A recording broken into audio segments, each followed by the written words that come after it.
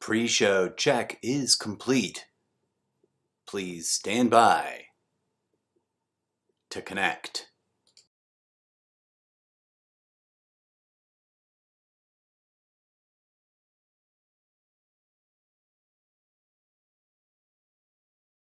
Check it out!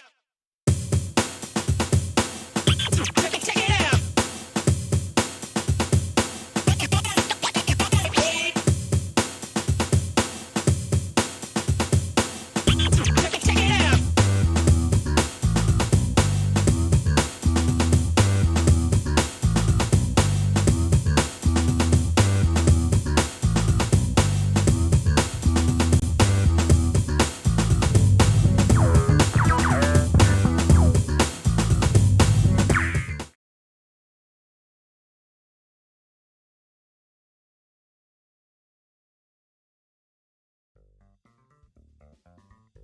This is the Almost Daily Zencast.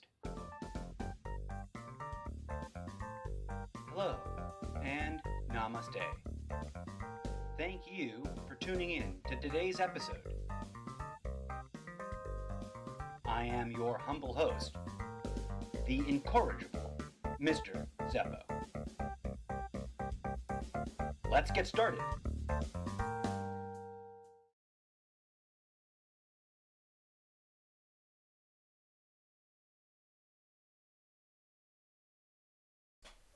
Welcome to the show, folks. Thanks for tuning in.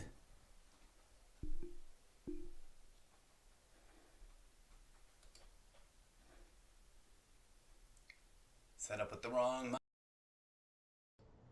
Hello and namaste. Thank you for tuning in to the Almost Daily Zencast live stream. I'm your humble host, the Incorrigible MrZeppo, and it is bright and early 1 p.m. Monday, February 14th.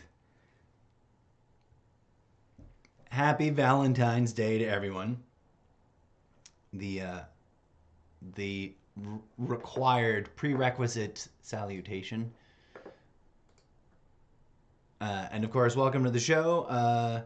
This is a chatty show, so feel free to speak up and chat. Don't be shy, say hi.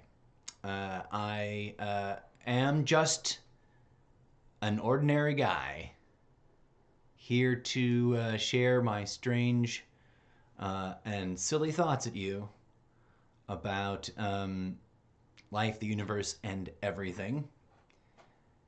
As it says in one of my blurbs on one of my platforms about one of my shows, I like to discuss the intersection of current events, politics, trends, pop culture, and non-denominational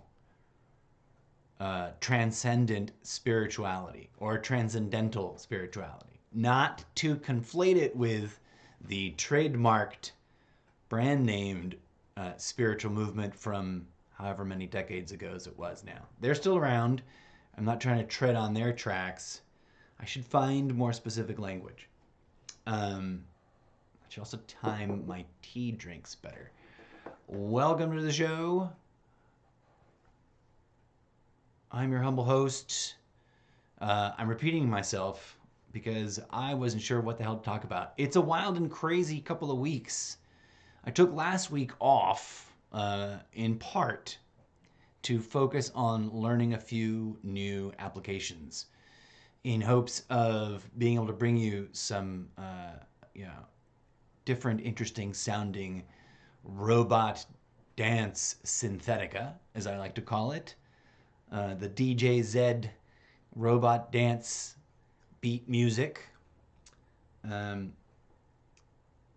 I also spent a lot of time sort of thinking about things by not thinking about them.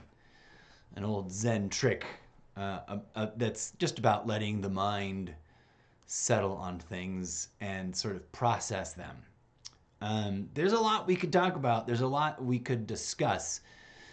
I've been running through them, through the different subjects in my mind all morning, and it's kind of ridiculous to me that I'm logging in and firing up an old live stream show at 1 o'clock in the afternoon when I've been up since 3:45 in the morning Pacific Standard Time, and I've been sort of trying to get ready to do this whole time, but also sort of avoiding it. But we could put a pin in that. I've addressed the sort of stage fright slash confrontation of the virtual blank page, and also the weirdness about cameras and how my brain works really efficiently. Well, more efficiently. Let's put it that way. When it comes to like knocking out a podcast episode, I find it, relatively speaking, right now, probably out of practice, out of having done the podcast a lot longer, a little easier to fall into a Zen-like performance space and feel confident about launching onto the airwaves without a script. Because this show is indeed real, raw, and radically unscripted. Modeled after the oldie-timey talk show, radio talk show style shows. Wow, that was very redundant. But done by a rank amateur. For realsies, I swear to you, I'm not sitting in some fancy schmancy studio. This is a converted bedroom that's turned into my man cave / study. And I'm honored that you've chosen to check out this stream right this hot second. Whether you're new to the podcast or to the Zeppoverse, as I like to call it, or you're dropping in to check this out for the very first time going, what? Huh? What is he talking about? When's he going to get to a thing? Thanks.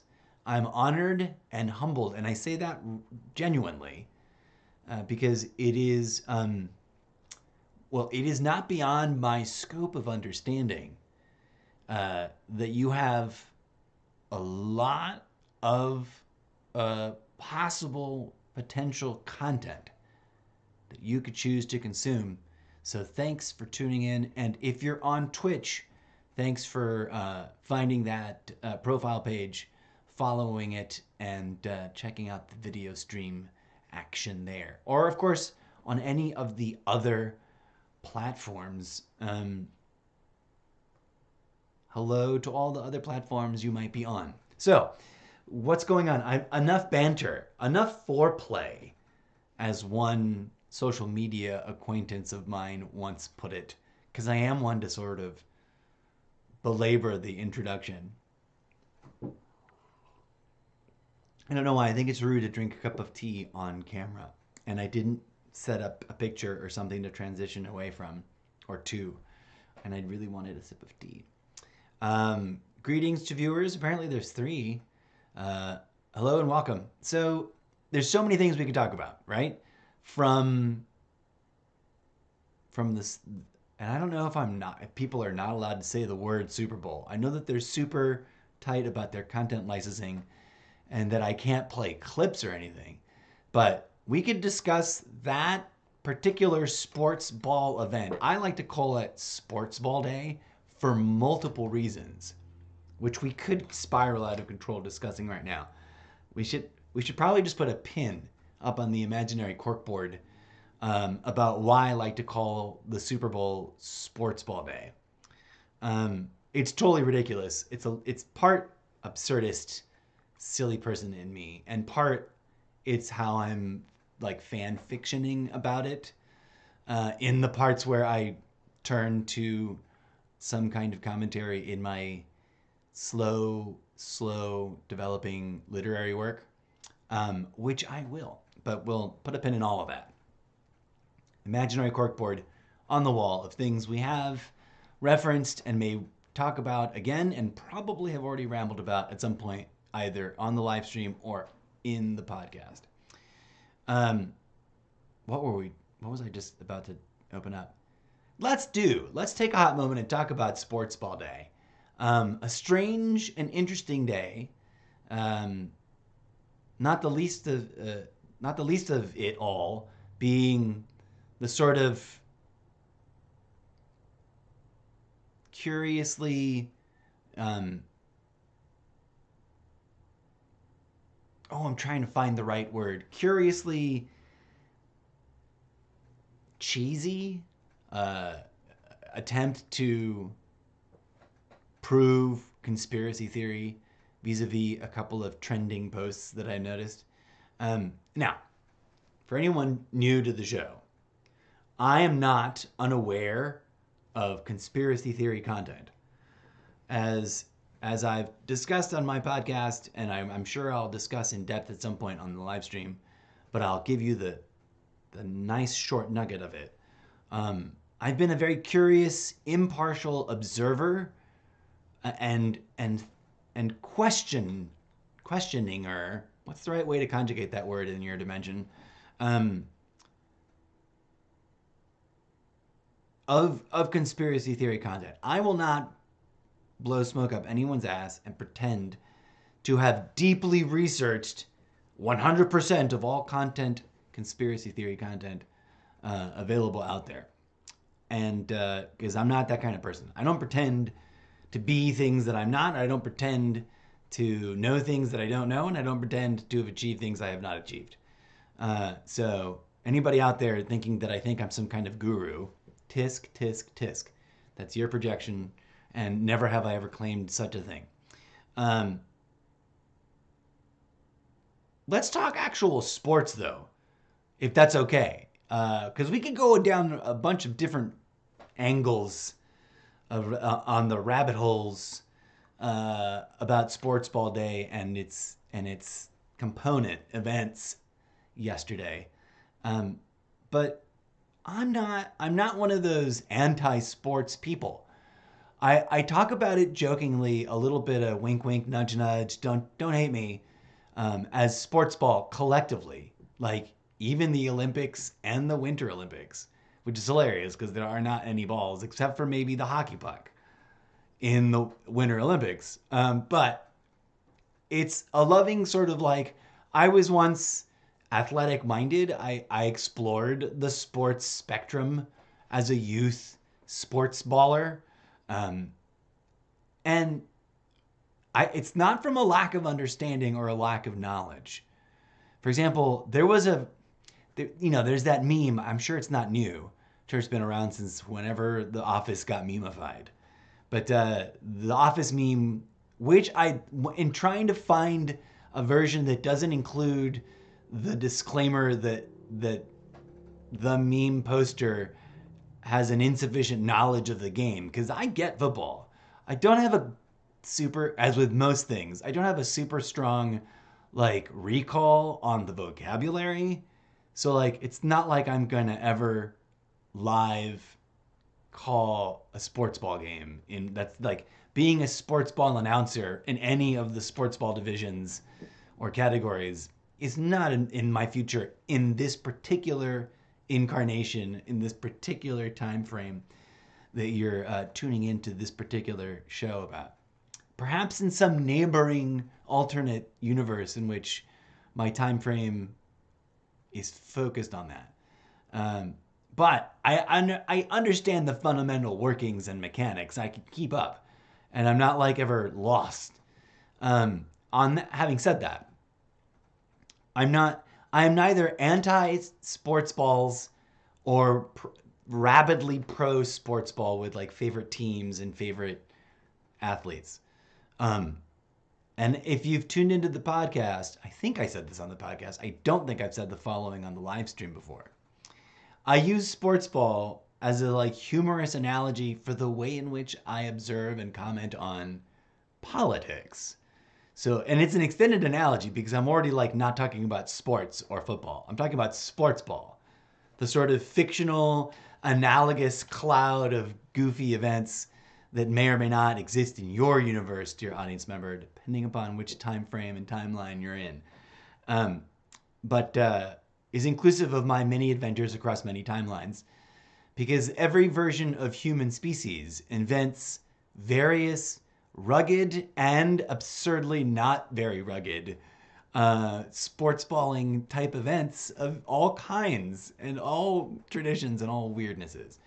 And I really do hope to share with you some of my fan fiction about that sort of thing if I can get my ass in gear and really turn Wednesdays into a productive writing session. Join me for some exploratory discussion about that on Wednesdays for Wattpad Wednesdays. I'm spiraling out of control. I respect and admire athletes of all kinds.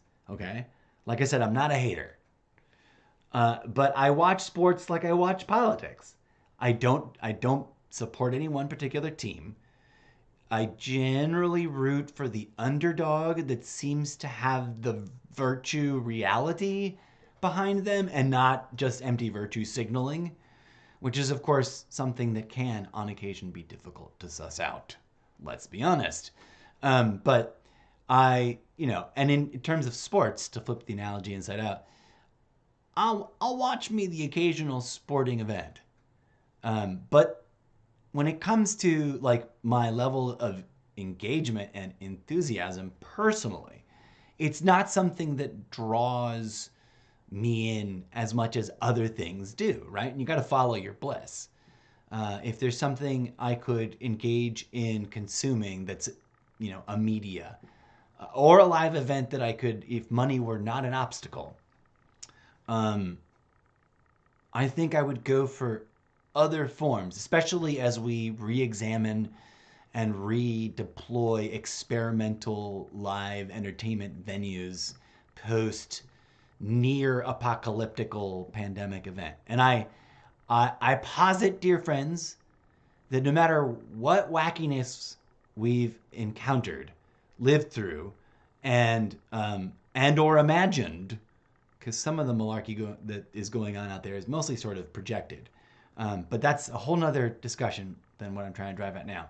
No matter what we've gone through, no matter how stress is real or imagined, and imagined stresses can seem very, very real. Put a pin in that. We've talked about reality and the illusory nature of some of its components at length in the past, and I'm sure we'll talk about it at length in the future. So no matter how challenging, and I don't mean to belittle or dismiss anyone's challenging circumstances. I'm taking a big, broad, worldwide view, because that's sort of like my preferred analytical approach. We got to zoom out so that we understand the context as much as possible before we start zooming in. This is not the apocalypse, I don't think. And I know that for a lot of people, it's a subject of edgy humor, and I'm down. I'm writing, my own dystopian and utopian post-apocalyptic literature, which is all sort of wrapped around this particular notion of me cosplaying a person that I'm sort of not, but still talking about very real things in the worlds around me. And in this world, here on planet Dirt, times have been a bit extreme and weird and strange. And arguably, if historical trends, and I mean mechanical, big scope trends, not in particular events or kinds of events, but sort of the intensity and speed with which events tend to wash through chapters of historical episodicness. That sentence lost control, but I think you get my gist. Things are going to get weirder, and the weirdness is going to come at us faster. And it's going to come from a more diverse array of directions of weirdness, if what's been going on is any indication. So we should brace ourselves. But I haven't said anything specific enough to really kick off the show, and I lament that because I've been rambling on for quite a bit. I said I was going to talk about the actual specifics of sports, and then I got sidetracked beyond belief, trying to tell you that while I am no expert, and I'm not a rabid fan, not in the sort of, hardcore sense of the word, I'm not a hater either, and I'm not someone without a practical working knowledge of the game. That was all I meant to say. And a couple of things. I have an on and off history with Sports Ball Day specifically. I generally would say that's, if I'm gonna watch any sports ball during standard sports ball season, it's gonna be that day, right? And I don't disrespect people who are super invested. And I've known and I've had friends and acquaintances and loved ones in the past that are super, super invested in their sports. And I enjoy their enjoyment vicariously in a humble, respectful, I'm not trying to mock or ridicule or send up anybody. I'm being real. And in fact, I've never really avoided going to sports. I don't go, and it's expensive, right? If money were zero obstacle, I think I've come full circle on one of the places where I spiraled out of control. If money were zero obstacle, it's not at the top of the list of things I would choose, but I also wouldn't mind going on occasion, especially in moments when it feels like it's going to be a pretty good game. If I was some sort of job creator, because my humble little content creation spiraled it upward into some sort of crazy kooky media empire, who knows? Maybe I'd go to every Super Bowl in or Sports Ball Day event. But okay.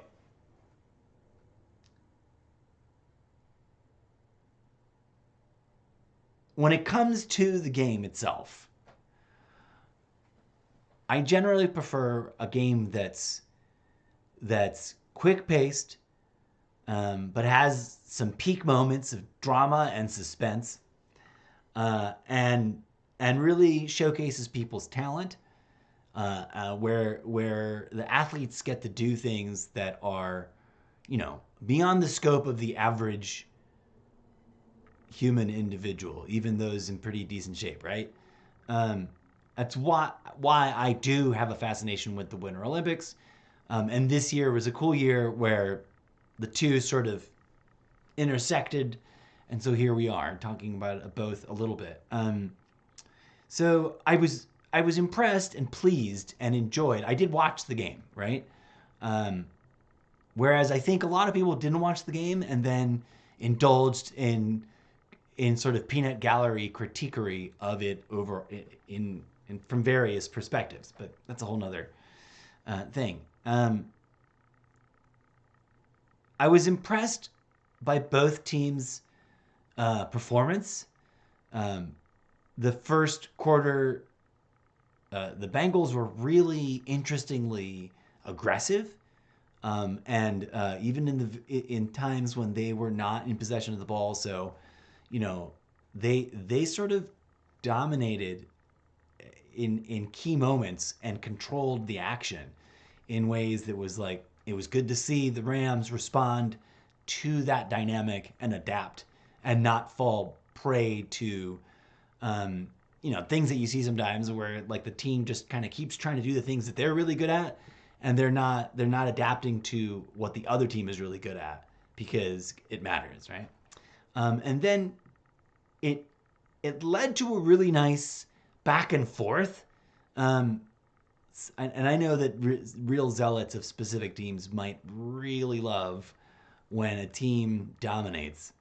But personally, I'm a fan of when the game has got some back and forth and there's tension and you don't really know where it's going. And it was definitely action-packed. I was kind of shocked and surprised at that one personal foul that even the commentators were just like, I guess they're just gonna let that slide. And I don't know how hardcore the fan takes that sort of thing. The fan bases take that sort of thing, and whether or not they would push for some sort of investigation or whatnot. But it was a weird, interesting moment, and I felt conflicted, and I felt like I always project myself a little bit into weird events, especially when live things are happening. But I felt a little bit like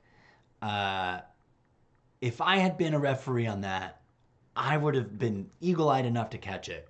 It seemed like a clear enough violation, right? Like, and plenty of other, talk about action. I think it was a record-breaking number of sacks, which is one of those things that's like, they're not rare, they're not uncommon, but they're also not like, you don't just keep getting sacked like that. And they're kind of, I think, sort of like a little mini peak favorite football moment for me. Because, I don't know, there's just something fun and snarky about it. And it's edgy, right? And it, a team's defense, it's got to protect the quarterback at all times, blah, blah, blah, sports ball. I don't know why I'm talking about sports ball. I'm not an expert enough to make a sports show, and I'm not even trying, right? I'm just butchering the opening segment of the live stream by rambling way too long about that. What I found fascinating ultimately was that there was a lot of hustle and bustle, both above the conspiracy theory board and sort of in line with conspiracy theory stuff over the halftime show. And as a person who was long called Southern California at large, right? Like the state of California is home. And someone who's worked in the entertainment industry, although never at that epic huge level, but enough to sort of, take it a little. I try not to take things personally, but it's like when people who don't know anything about an industry at all make deep, huge, broad, monolithic declarative statements about the entirety of an industry. I'm like, my, question everything brain kicks in and starts to question that. And I've probably rambled about that on the stream and on the podcast before. But while I could probably do a special episode specifically about the conspiracy theory phenomena around Sports Ball Day, what I do want to touch on is that the one prominent posting that I personally took issue with and saw posted by someone that I thought wouldn't have an interest in that sort of thing, but I can also see why they would. And I'm not making it personal because I want to talk about the ideas, right? The reason I kind of it's the one I'm sure there's more than this one particular conspiracy theory about sports ball, but there was a post, and I'm sure I saw it more than once by maybe both times it was the same person. I thought I saw it being posted by more than one person. And excuse me, I'm not trying to pick on anybody. For them to have posted it, I'm sure it's trending, and they gave it a look and gave it whatever thought they thought and felt worthy of reposting it. But what, and maybe I didn't understand the wording. I don't know. But as worded, the post contained a claim, and then there was a photo, like an image, attached. There was also a link to a video, and I'll be transparent with you. If the photo highlighted is from the video, then I'm going to be inclined to say that there's some odds that my first blush analysis, admitting that I did not click through, in part because I was like, do I want to click on this on my phone? Do I want to click on this on my desktop? And I was like, trying to make breakfast happen. But the claim made in the post inclusively points to the image as evidence. And the sort of question I have is, while I can sort of see why this image, and I'm really sorry I don't have this image up for you, because ideally, in a perfect world, if this were a big I'm a job creator production show, which it's not yet, it's just me at home, I'd have the capacity to get the lawyers and get the graphics team, boom, boom, boom, boom, and I'd show you side by side. I wish I could. I'm going to describe to you, and I know that this now becomes hearsay and for some people illegitimate, but I know that the NFL is pretty specific about how you can and cannot use their image content. And I'm not entirely sure where the actual image in the post comes from, but to the best of my ability, and I did go to the official YouTube posting of the NFL halftime show after having watched it live the night before. And I rewatched it and paused in the places where the post indicated, and tried to sort of do my own find it in still by playing and post and pausing, and the image just doesn't match in any way, shape, or form. I've seen a claim in the comments. I don't have it in front of me, or else I'd read to you. But a claim that that image in question is from a specific concert from a specific year that is not this year. And to the best of my ability to analyze the image, it just doesn't make sense. Now, the claim indicated that, to the best of my understanding, and maybe I read it incorrectly, that you had to like watch the video closely and pause it, and sort of step through frame by frame to see the word that supposedly flashes on an LED screen in a rear portion of the big, super big set where the performance was happening. And the thing is, now there's a still grab, right? This image is a still grab. And it's a little difficult to read. And in the particular post I'm thinking of, someone provides a sort of zoom in. And you can see what looks like a lighting bar of LED lights in a weird, funky font that's not great for an LED light bar, but it's working sort of. And you can apparently see the word indicated.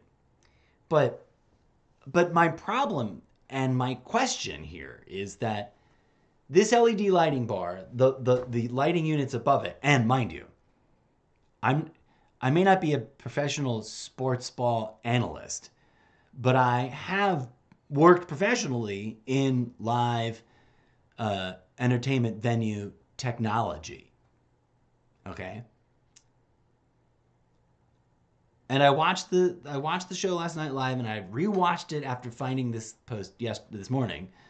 I rewatched it on YouTube, and it's the same footage. It doesn't feel like it's been edited, and I was able to pause it in the same sort of places. And here's why I don't think they match up. There are set pieces, okay? And while there is a similar... there are some lighting units in the actual show from last night that one could, on first blush, comparing, say, a screen grab of the show off of your, someone watched it on NBC's website and got, a contraband screen grab. And the image in question from the post that's posted as evidence, you could go, oh, this must be that lighting, and that's that same lighting there. But they're in like radically different positions from my read on the two images. And they're at radically different scales based on my read of those two images. And my working knowledge as someone who's installed, hung, and focused lighting of all kinds in small, medium, and large venues. Never a sports ball stadium, but I have been in enough sports ball stadiums in my life to bring my working knowledge of lighting equipment and scale to bear on my opinion. Now, I'm not making an argument that I'm absolutely right and that whoever made this conspiracy theory claim is absolutely wrong. I don't work that way. I am asking questions like, we should vet this claim out, and if I want to get serious about it, I might dive into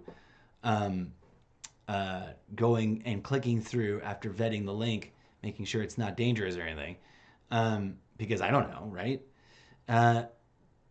watching the video where they present some YouTuber presents their apparent screen grab. But what I'm looking at in the one image that's presented as proof in the claim doesn't rationally match any of the structures and the lighting gear as I read it from the show the night before. There was another one that was weird and humorous. It's a different claim entirely. But somewhere I came across a statement by someone that they'd heard, and this is total hearsay. And I'm not pretending otherwise, folks. I'm just sharing some like water cooler chit chat on this almost daily livecast chat show. But I heard someone refer to some other content making, from what I gather from their statement, the claim that the set pieces that the halftime show actually happened on were secretly meant to look like concentration camps. And that's just off the bat laughable, because it's clearly, to anyone who's spent time in Southern California and in Los Angeles, and specifically the towns like Long Beach and the others that these artists are from and that they're referencing in some of these songs, the buildings, the names on the buildings, and the street patterns in the sort of dance floor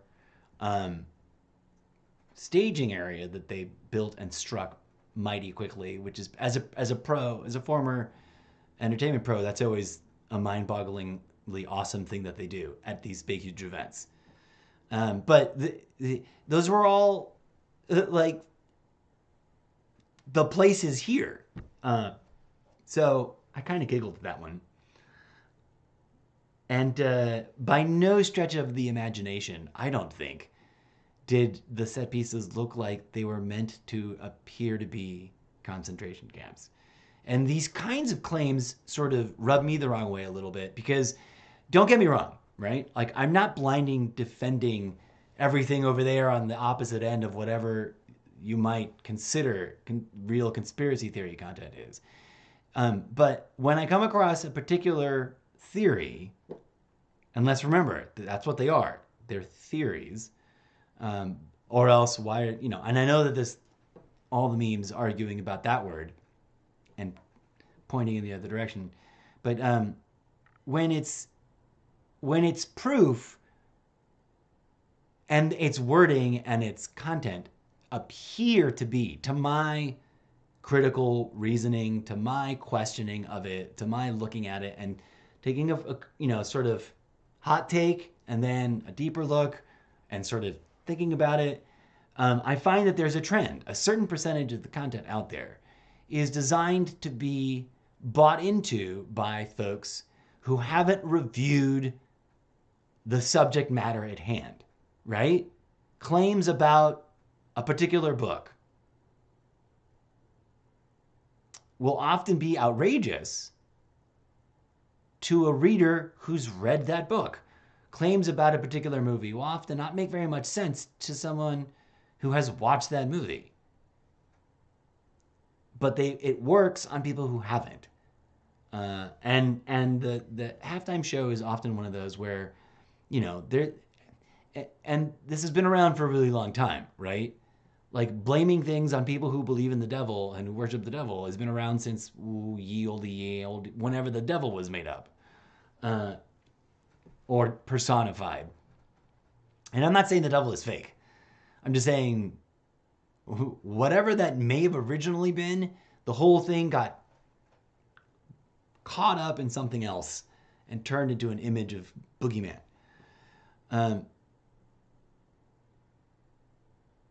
I can't speak as a personal, like, I watched it voucher for any other Super Bowl halftime show.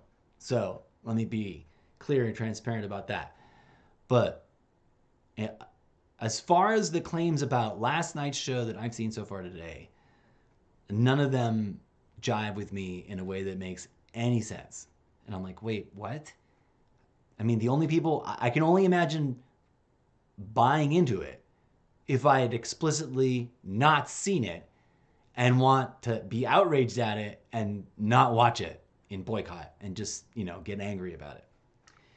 Of course, that's not a monolithic statement about all conspiracy theory content. And I digress. I've been rambling long enough. I should take a bit of a break and leave you to enjoy a palate cleansing robot dance synthetica audio entertainment track for your mental entertainment. Here is a little bit of Isla del Ritmo, DJ Zed performing live to audio tape the Tropical Reggaeton 101 on Remix Live. Enjoy, friends.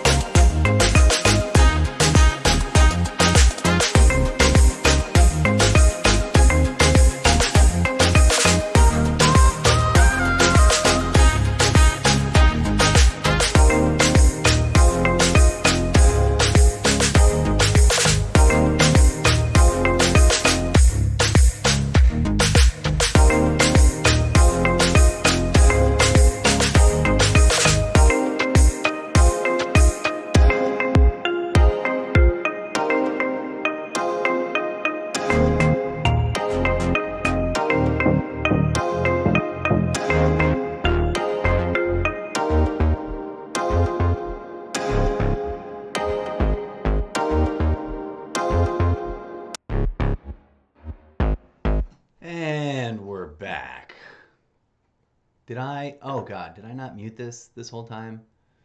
Was the main can mic on the whole time, or? No, it should have switched out when I did the scene. Anyway, sorry for rambling meta theatrically about my own tech potential screw-ups.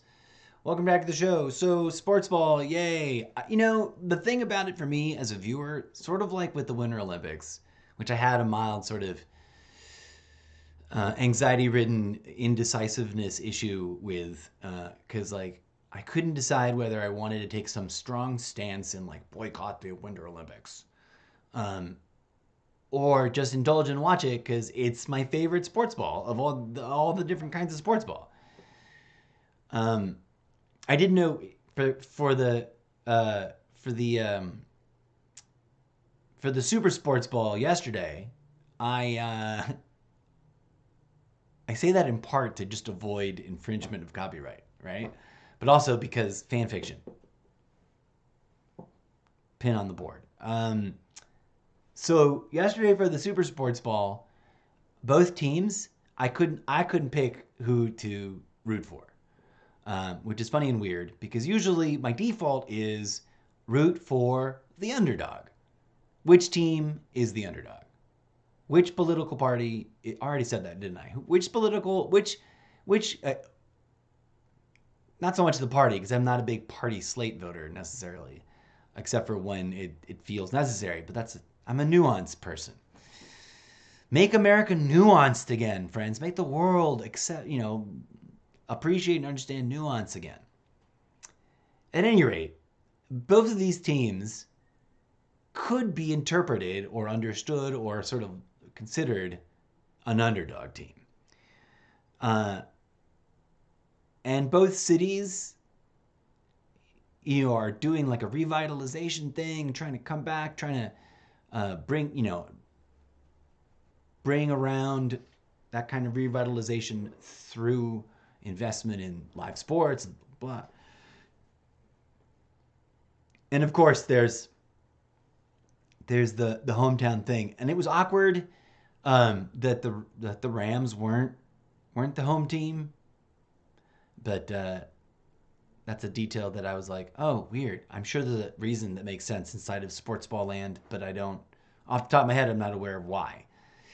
But there's a lot of folks that are, acquaintances, friends, strangers that I'm fond of on the internet, because we all have those internet friends that, like, we don't really call each other friends, but you know that if you met in real life,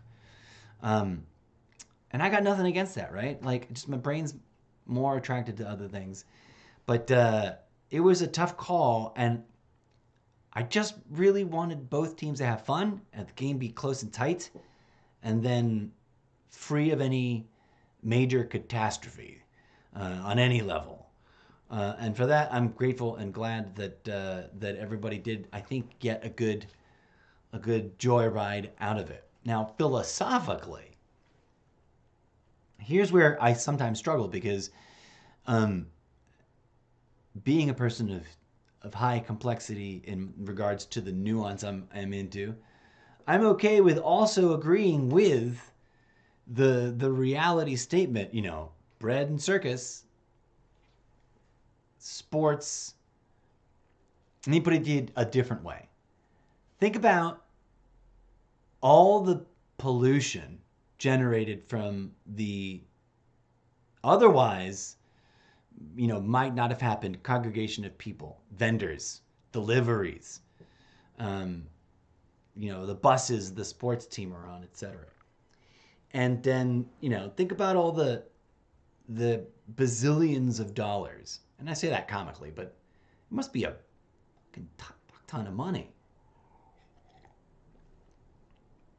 spent back and forth, marketing, swag, promotion. I mean, and the tip of the iceberg, but the pinnacle of the whole thing, your commercial price point starting at $7 million for like X amount of time.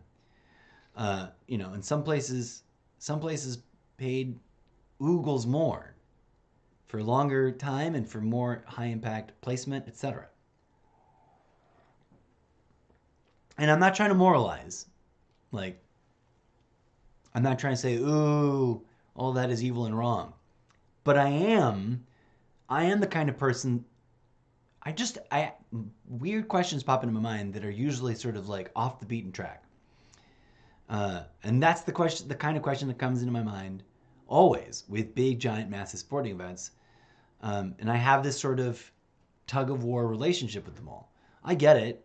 I enjoyed the thrill of the sporting events that I participated in when I was into figuring out if I might potentially have an interest in training and pursuing one because of a particular affinity.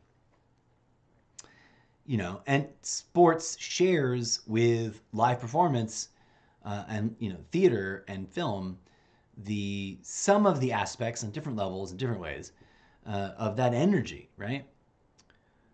And my brain's all about like the nexus, the intersection of pop culture, current events, and the things I understand about the non-denominational, trans-dimensional, spiritual worldview that I'm trying to sort of share with the world, because I think, there's something there. And let me see if I can't bring up the image there. For a second, I thought I'd forgotten to get it. Can I connect them all? Or will it not make sense let's see. The most recent time I was at a sporting event, and I think I've talked about this on the podcast.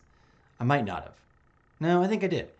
The most recent time in my living history that here on this particular dimension on planet Dirt that I went to a sporting event, I was reminded quite viscerally of the intensity of public congregation, of public events where large audiences gather together and focus their attention. And one of the subtle phenomena that I've experienced both as an audience member and as a performer in live theater is a sort of, and it's difficult to describe because we don't have a technical language about it, not without borrowing heavily from ancient mystic religious sources. Not to sound dismissive there, I'm just saying that that's not a common parlance of technical language. There's definitely something that happens when a very large audience, even a medium-sized audience, gathers, focuses their energy, and an audience engages, which is why I understand the concerns raised by those who are caught up in conspiracy theory content about such events.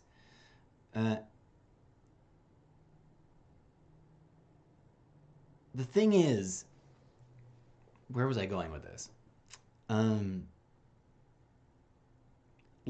Setting aside conspiracy theory content, right? Having just acknowledged it, and there's a whole spectrum, and there's a whole plethora, and there's a whole wide-ranging diversity of variants of the same, similar, or like kissing cousin related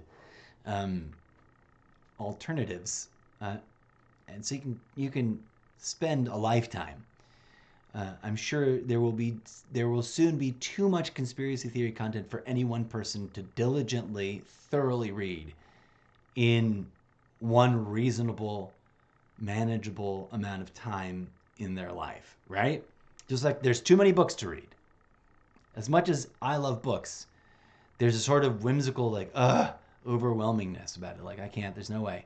I can't afford, neither materially nor in time, to consume all the books that I would think I would love to read. And it would be great, but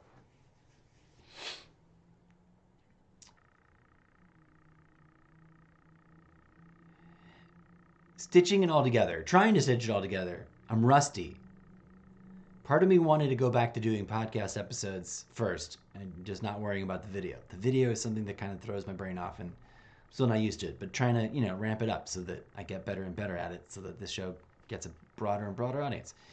So there's something real there, right? And I think that because there is something real there, it makes it that much easier to capture the imagination and also then peddle potential snake oil about it.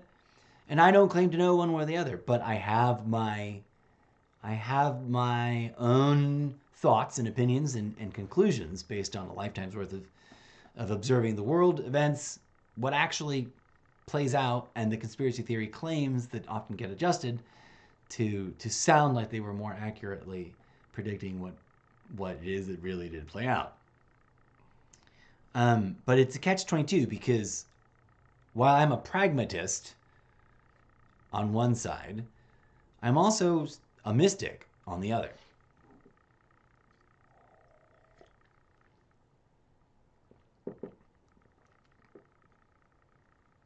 Not poo-pooing on sports ball. Let's set aside conspiracy theory. Let's pretend, for the sake of argument, just to come at it logically, let's pretend let's concede. Let's not say pretend because that easily turns into something you want to mock and ridicule and dismiss.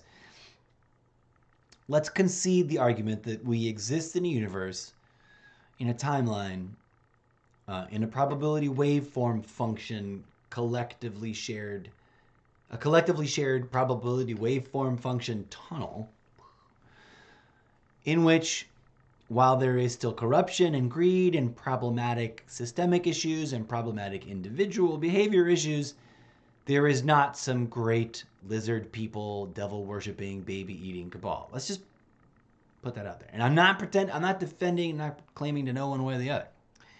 And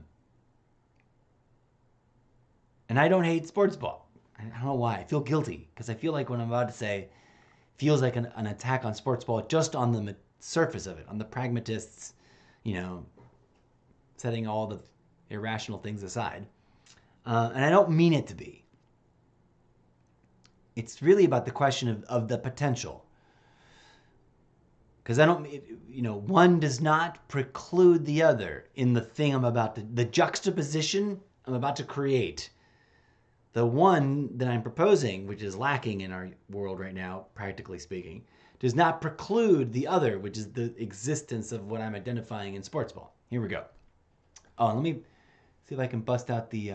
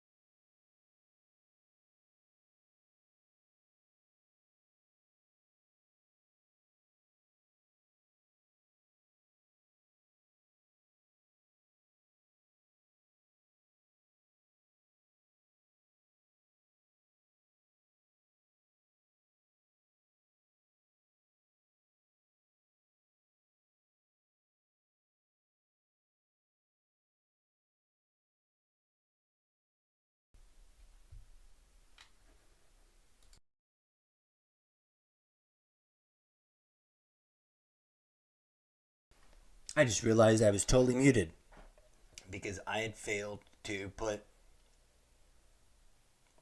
this other microphone in. And I'm also having one of those awkward tickles in my throat moments that doesn't want to go away. I'm not going to... Hold on a second.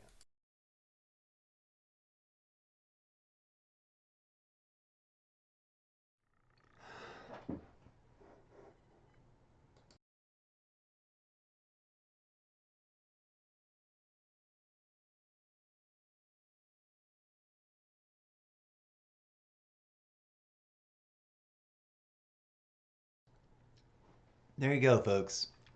Real life proof that this show is real, raw, radically unscripted, and authentically amateur.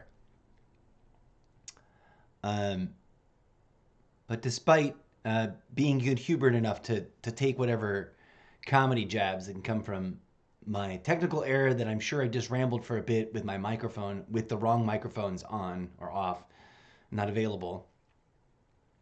And y'all might not have caught everything I just rambled about for the last however long I've been staring at this image. Okay, so I'll try to recap and not sound like a crazy person.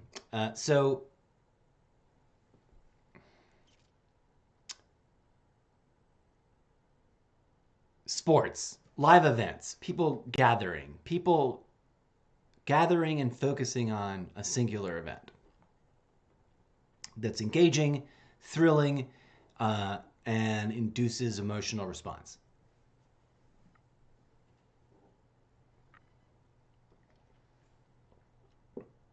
Setting aside all the arguments and reasons why, yes, that could be a tool for manipulation, and not dismissing them, but just setting them aside respectfully, and with all due respect to the institutions involved themselves, like the sports teams, etc. And going beyond the question of money, right? Like, it's profitable. And a lot of money changes hands. A lot of money gets used to achieve a lot of arguably silly things. But think of it in those terms. Like, think of the volume, the sheer volume of exchange of money. From the cost of parking, the travel, and the carbon footprint. And I know a lot of people roll their eyes at that phrase, but let's think about it. How many metric tons of pollution was pumped into the air, right? That's the progression of kind of thinking that I'm trying to draw us into. Now, take it to an energy level. All of that energy, all of that internal attention and external attention, all of that wish fulfillment belief energy, all of that energy of hopes and dreams and aspirations, all of that faith focused on the team.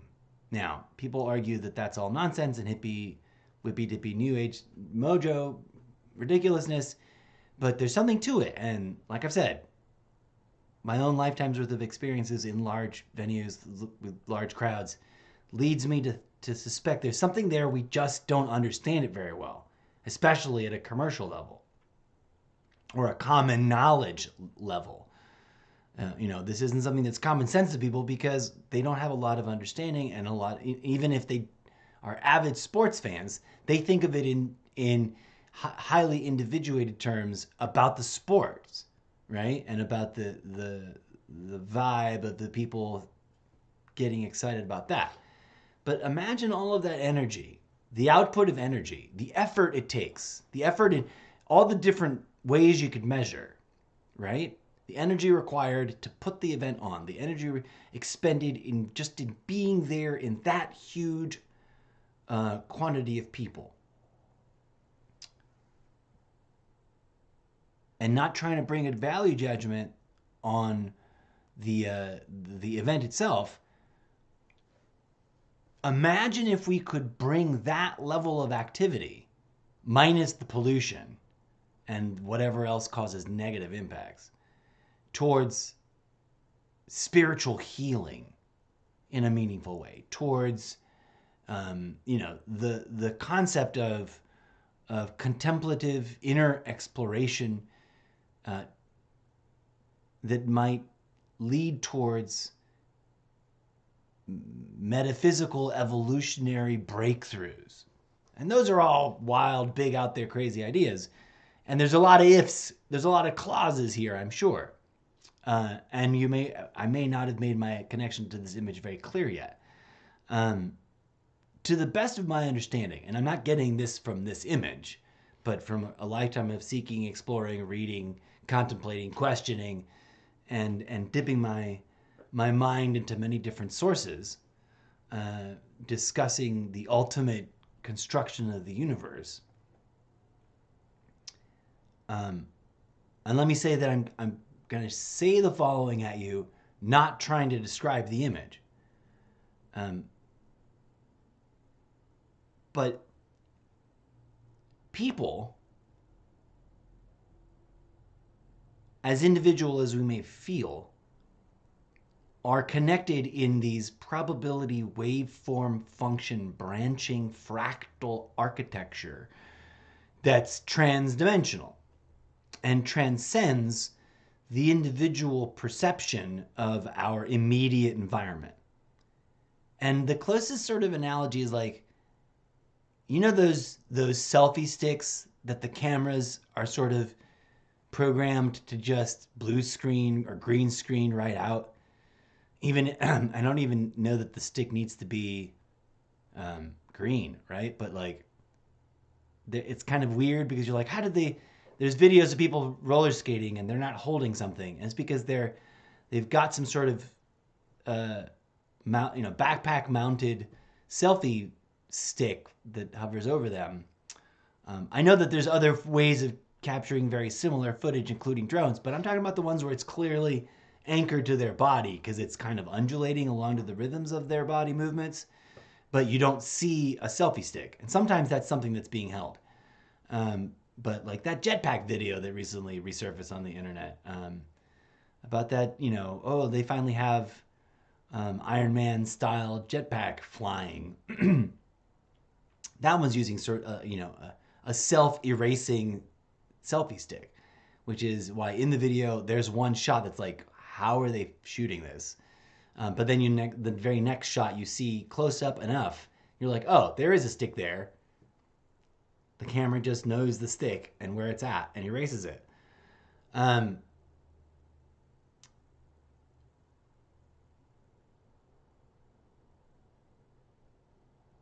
The universe in some ways operates that way. There's architectural functions that connect our minds at a species interconnectedness level, right? That's why we sometimes intuit things from other people. That's why we sometimes have the same weird, similar, inspired idea that came to us out of the blue. And if we try to create a visual analogy for something that's impossible to define in 3D, because let's keep that in mind, where my words are referencing something that's impossible to fully describe in words and impossible to fully represent visually, because it exists in many more dimensions than exist in our little bubble. But these words and these images serve as analogy. My what if is like, what if we all understood this better? What if this was normalized? What if this was, instead of a weird, creepy, foreign, potentially interpreted as malicious image, this was understood as like, yeah, of course, that's the fractal interconnectedness of the human species.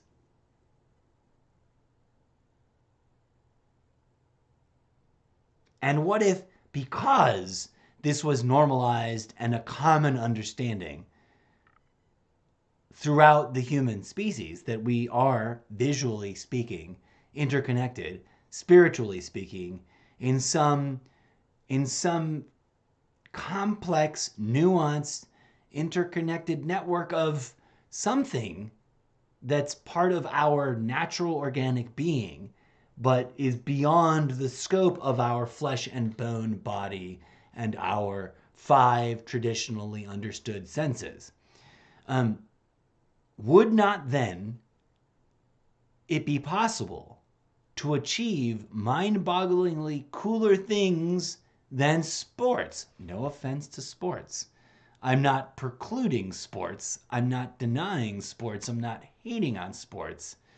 I'm saying, wouldn't it be possible if that image was, as I said just a second ago, if our understanding of the human species and its interconnectedness was as nuanced as that image, more, wouldn't we then be able to bring to existence some fascinating things that we probably couldn't even begin to imagine right now?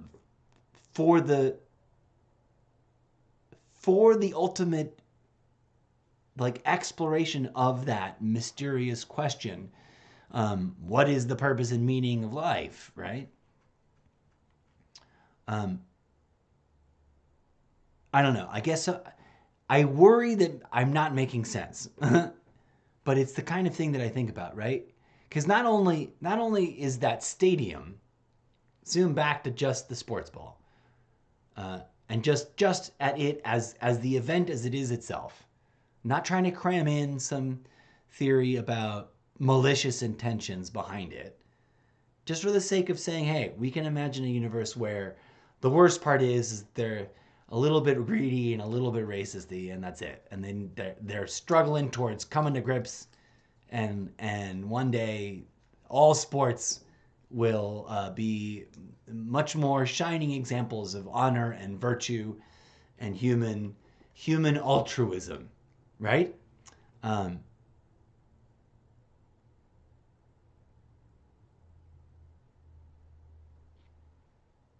All of those people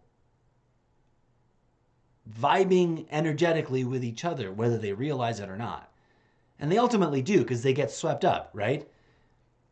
The roar of the crowd and doing the wave and just being in this space and exposed to, insert here the mechanics of the electromagnetic toroidal field theory that the human body generates multiple nested fractal geometric functioning toroidal fields that emanate from these energy centers commonly referred to as chakras.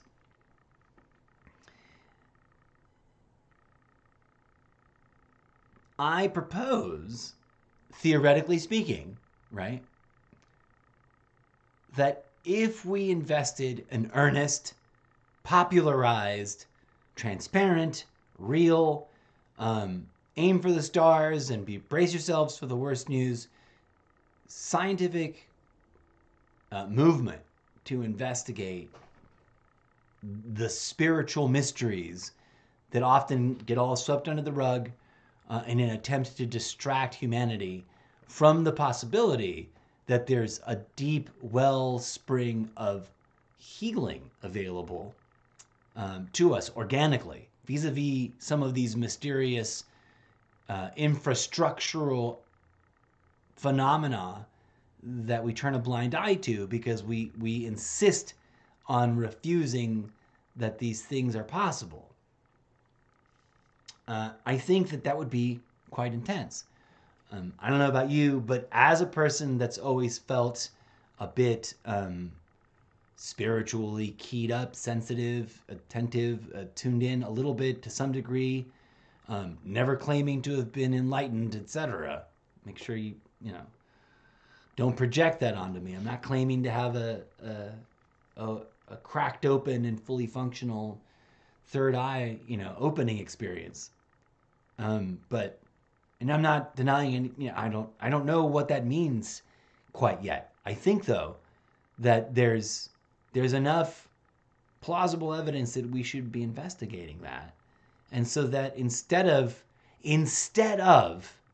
a wave of divisiveness in the days after a big giant public event like Sports Ball Day Bowl,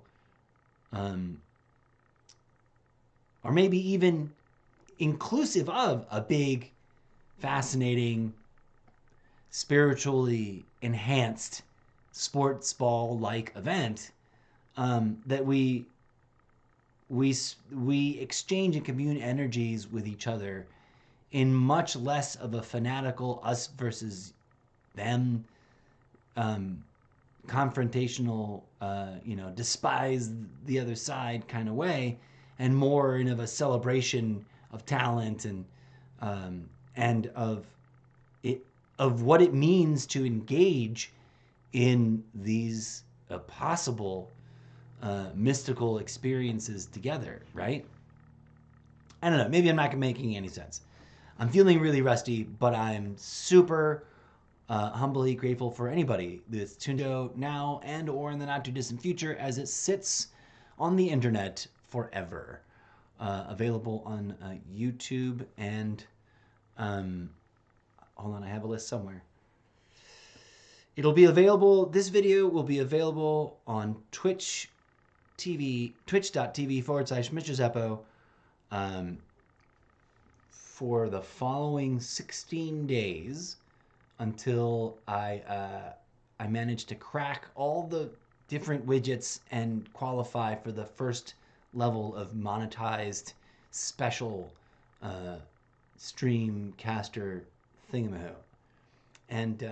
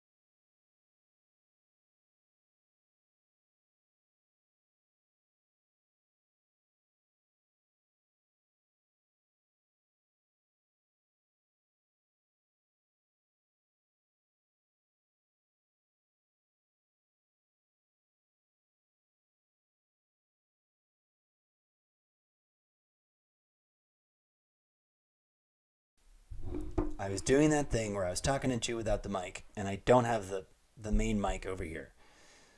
Let me run through this thought. This is the thought that I rambled on earlier when the mic was off, and I also didn't find a good way of expressing it. Sorry for putting the mic more in front of my mouth because it sounds better that way. Okay, so this image can fractally represent the relationship of the mind to the senses, right? It can also represent the relationship of the individual member of the human species to the entire collective family of the human species, because genomically every human being is 99.999% genetically identical. And it all branches back to one genome. It also, looked at from a different dimension, can be seen as the map to the emanation from singularity of consciousness at the core of whatever is going on in this place we call reality, and how the mind, the cosmic mind that we might call God, is... Hello, Rebel Rang 3, Rebel Ranger. Yes, you can ask me something. And forgive me for the lag on the chat. There's those delays. But yeah, ask away. I'm always open. Sorry I've been rambling so redonkulously for so long. But as Rebel Ranger types up their question, let me finish my thought here. There's a way to consider this emanation as described from various sources, mystic and otherwise, from a singularity of content of consciousness that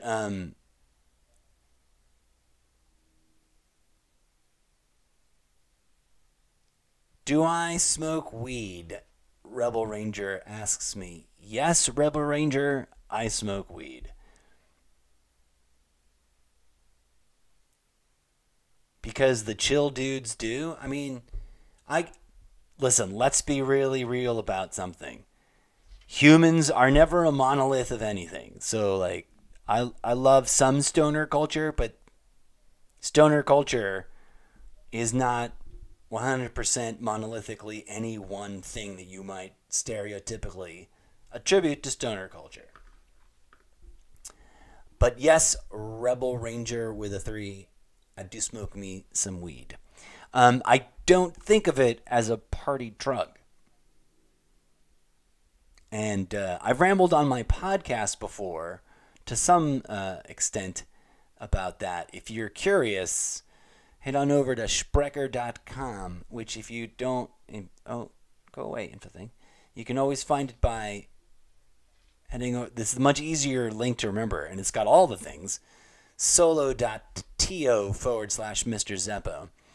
And then if you click through over here to this link, the Almost Daily Live Zencast, you'll get to the podcast.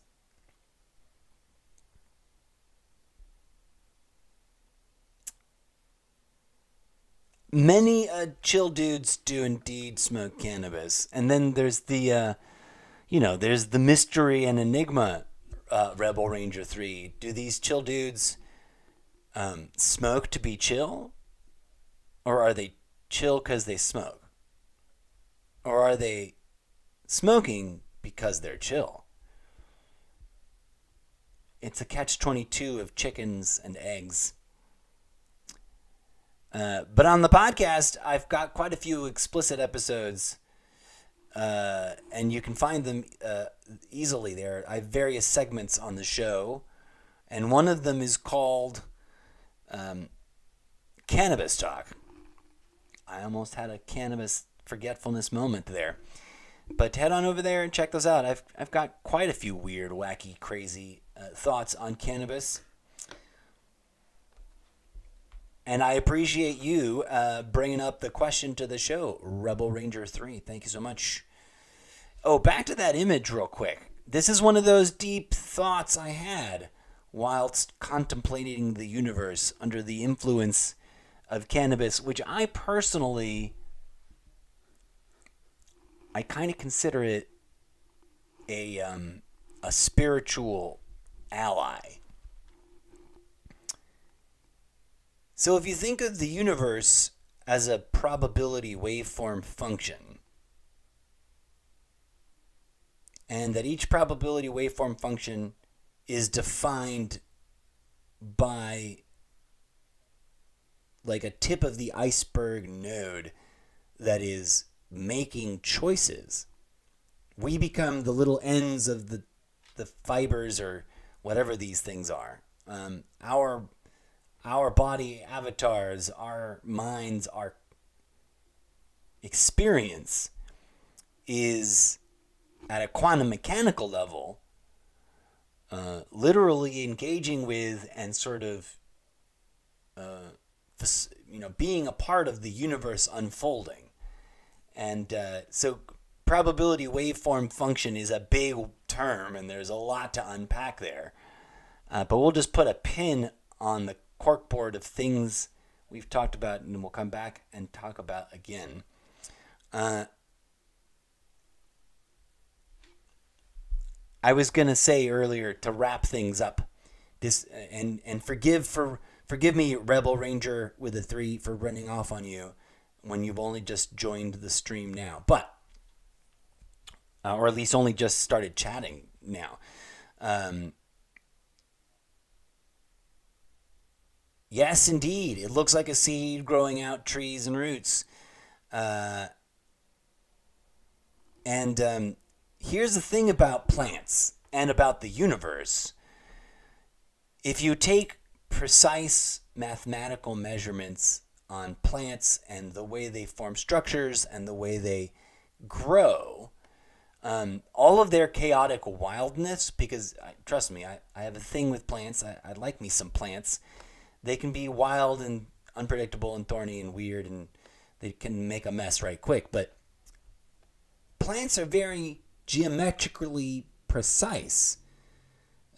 There's a couple of good videos out there that I can think of that go into it with technical precision, that show you that the way a seedling grows and spirals, and sort of, if you look at slow motion or time-lapse photography of plants, the way they grow, the way the branches branch out, the way the petals on a flower bud open, they are in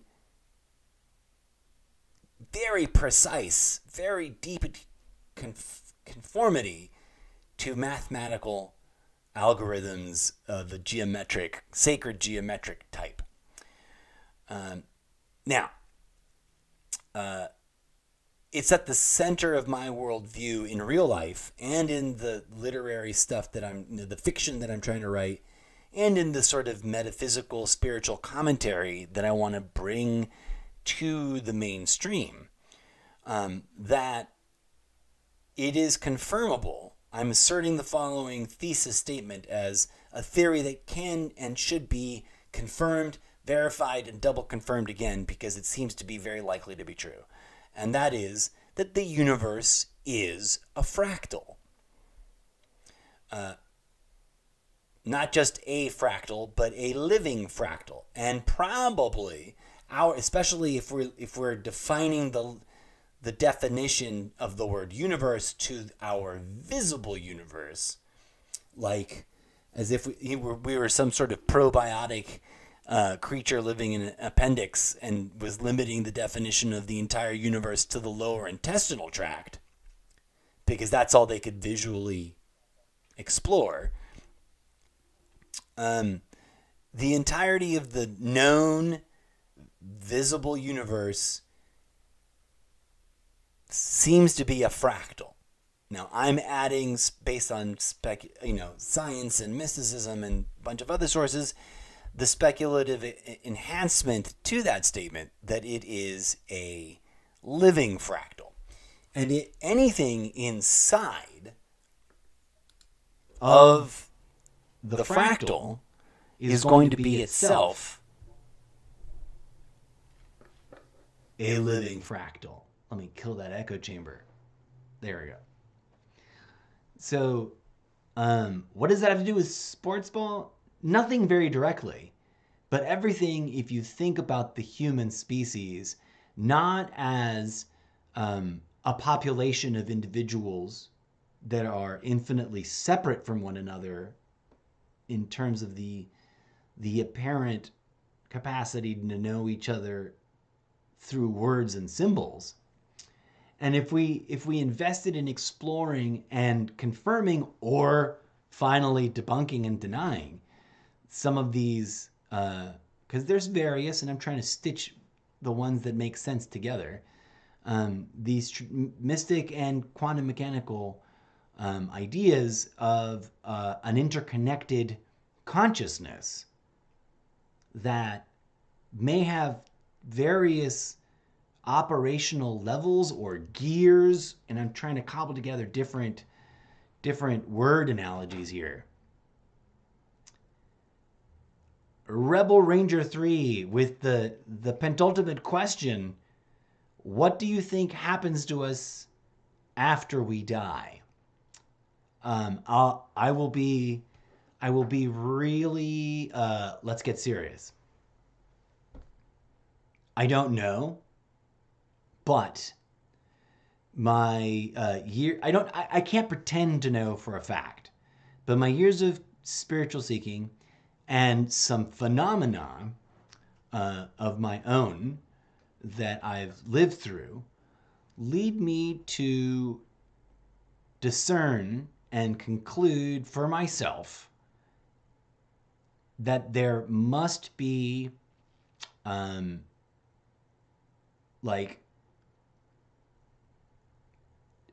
I wouldn't call it life after death, because that word is baggaged down by what life is here in the material plane. What I think the shortest way to answer it is the Bardo loop. And that's a very, very big, complex idea that comes from a very specific source, and has been recently expounded on and included in some pop culture. For example, in a particular episode of The Midnight Gospel, which, if you are into spiritual things, that's a genuine, authentic, totally real, unpaid for endorsement, because it's on my very short list of shows I need to talk about in my Mr. Zeppo's totally irrelevant media review segment. I've been lagging on getting to work on those, but we're getting there. The Bardo loop is a journey described by ancient mystic sources of which particular tradition right now in this exact moment is totally not, like, I cannot access that vocabulary now. I can't remember the name of the school of tradition it comes from, but the Bardo loop, to describe it briefly, is a journey of the individuated soul back to a place of sort of complete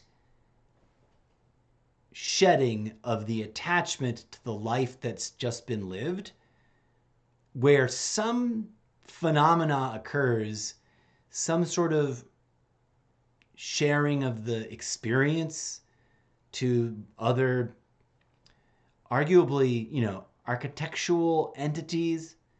And I said, as if like everybody knows what I'm talking about. I don't think we go to a place where we get punished.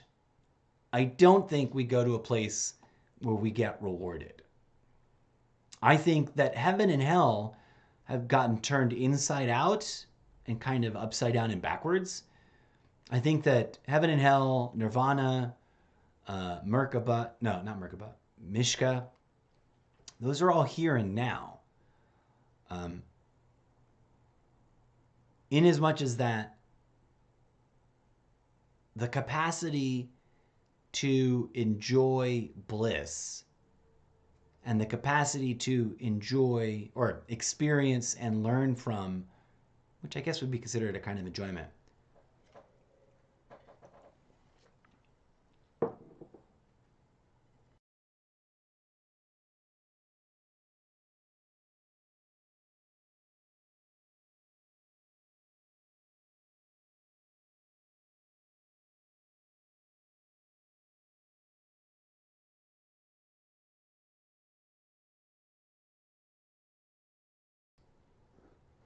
when the remote control doesn't work,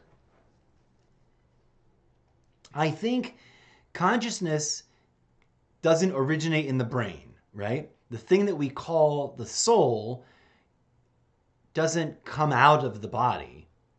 It's what comes into the body from some multidimensional place to animate it and to consume the sensory data that the body gathers.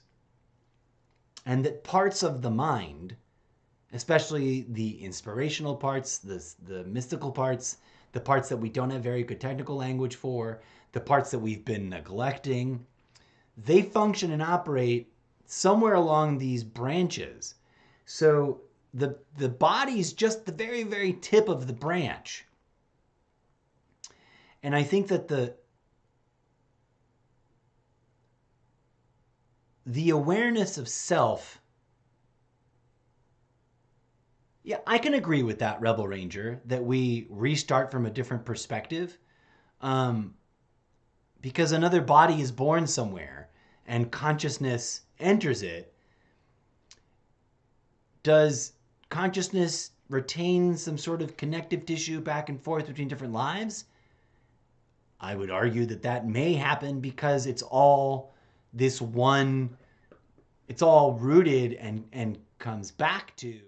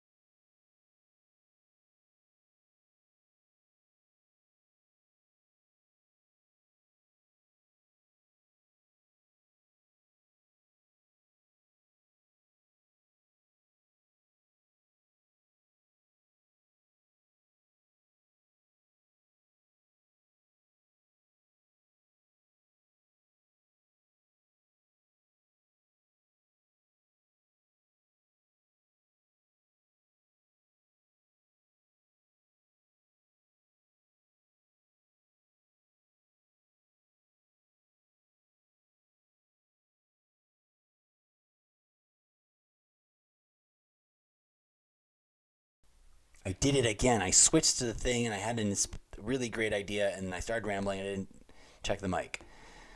So thank you, Rebel Ranger 3. So this model, this image, and I wish I could remember where I got it from and who might have made it. It's hauntingly creepy and familiar because it looks like many different things. It can look like the back of a retina, loosely. It can look like a black hole and its energy streams under the right conditions. It can look like the sun in inverse color, and its magnetic corona. Wrong scale, but what I was saying while I was muted here a hot second ago is that, okay, so this could be the human species, and each branch is like a lineage, and the human being, you, your parents before you, their parents before them, they're fruit on the vine, right? And each branch plops out some fruit, and although we're separate and it takes different branches interacting, they must, be weaving the phenomena of people on the very, very tips. And this image isn't high quality enough that I can zoom to a really nice resolution. If it were truly a fractal, I could zoom in and zoom in and zoom in and zoom in and zoom in forever. So obviously this is just a JPEG and not an actual mathematical fractal representation. So that's one way of looking at it. The other way of looking at it is this center of consciousness is you, your oversoul. Your soul at the center of all your multiple selves that are just like you. Not your parents, not, but all the different versions of you based on what if you were born in this reality and all the neighboring realities in which you were born, along all the different axes around which different realities in which you were born might exist. And that deep, deep down behind your mind, in that space that you could meditate, you might be able to experience the phenomena of your soul diverging from the singularity, differentiating itself and connecting. And then these little tippy bits are where your most similarly related multiple selves are branching off in the newest thing. Like, there's a version of me somewhere in the multiverse where I slept in even long, like I didn't wake up at 3, I slept in, I felt worse than I woke up feeling today, and I made no content, right? And that branch is over here somewhere. And in this demographic, there's all the branches are going to bubble out. But deep down at the center, there's like me. And then from this node, if you can imagine a fractal of an image, of this image containing this image, this node that's the ultimate me or the ultimate you, the super meta mega oversoul, is connected as if it were just a little tiny dot. Oh, damn it, I keep doing the zoom the wrong way. A little tiny dot at the end of a branch to all the other people in the universe. It gets headachy. So where do we go? One way of interpreting reality is that we could go to another universe where this particular weird version of our minds appears in a radically different place. But I'm really strong on the Bardo loop, to ramble about that for a hot second, and which I kind of diverged from. With the Bardo loop, which is not, couldn't be said to be included in the image I was just working with. In the Bardo loop, you get stripped away, right? And there's multiple layers. It's not just the body. And you get to some essential core of self that's raw. And you shed with you and you bring with you all the experiences that you had in the lived life form. And then you're weighed, according to some traditions, against the weight of a feather. In some traditions, some gods pluck your heart out of your chest and weigh your heart against that feather. And then when your heart, after having lived enough lifetimes, is light enough, you can transcend the self. I think that ultimately what happens when you're dead is mysteriously both cosmically universal and infinitely subjectively personal. Because it's a trip, like dosing psychedelics, organic, natural psychedelics. And you see things that make sense and that are part of something that must be going on in the world, in the mind, in the spirit, in the dimensions, where those things emanate into the body from. But we don't have strong traditions of educating ourselves and each other about. We only have, this sort of fringe tradition. So it's difficult to say. I don't pretend to know 100%. New friend, Rebel Ranger. But yes, I think that it's very fair to agree. I can agree with your statement that we do definitely restart from a different perspective. How that happens and what way does that play out, what would it feel like, I don't pretend to know the exact details. But I am a fan, and I am very much in favor of saying, and the reason I wanted to come on today and do a Zencast today is that, after watching this big event show, where for me personally, I felt, and I get it, some people are going to say, dude, that's just your imagination. But I felt a wave of connectedness, a wave of nostalgia, a wave of vibing with that music, a wave of hometown sports ball pride. Is that my imagination? Is the imagination illegitimate and only contained inside the skull? Thank you so kindly, Rebel Ranger. Your follow is much appreciated. I've been rambling out of control and probably endangering myself to blowing out my vocal cords. But here's where I want to leave it off with the big thought that these things are wild and crazy. And you know what? Bread and circuses as an umbrella term that is an analogy for the wide range of things that may be distracting us from the spiritual work that it would require to investigate those questions like the ones we were just discussing and get such a clear understanding on it that we can improve our lives. We can argue about which content is distracting us from that, or we can just enjoy the content and still do the work that gets us to that deeper understanding. And by doing that work, gain insight and understanding and a better filter, a better capacity to discern, oh, you know what? As much as I might have enjoyed some previous content, I don't need to be hooked on it as hardcore as I used to be. Not that I'm saying anything is, as Shakespeare said, there's nothing either good nor bad, but thinking makes it so.